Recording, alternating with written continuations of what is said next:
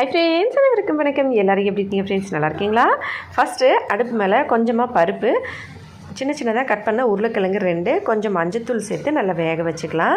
வெந்த அப்புறமா கொஞ்சம் கீரை வந்து கட் பண்ணி வச்சதை அதில் சேர்த்துட்டு கீரையும் நல்லா மூடி வச்சு மறுபடியும் வேக வச்சுக்கலாம். கீரை நல்லா வெந்த அப்புறமா வெறும் கடாயில் சீரகம், காஞ்ச மிளகாய் தனித்தனியாக வறுத்து ரெண்டுத்தையும் பவுடர் பண்ணது இதை வந்து காரத்துக்கு ஏற்றது போல் இதில் சேர்த்துக்கலாம்.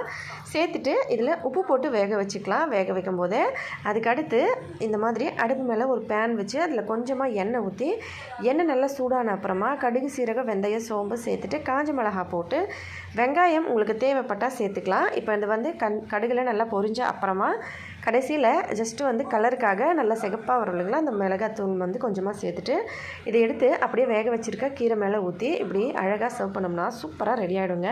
கண்டிப்பாக வீட்டில் ட்ரை பண்ணி பார்த்துட்டு எப்படி இருந்துன்னு கமெண்ட்ஸில் சொல்லுங்கள். வீடியோ பிடிச்சிருந்தா லைக் பண்ணி, ஷேர் பண்ணி, சப்ஸ்கிரைப் பண்ணுங்கள். நன்றி, வணக்கம்.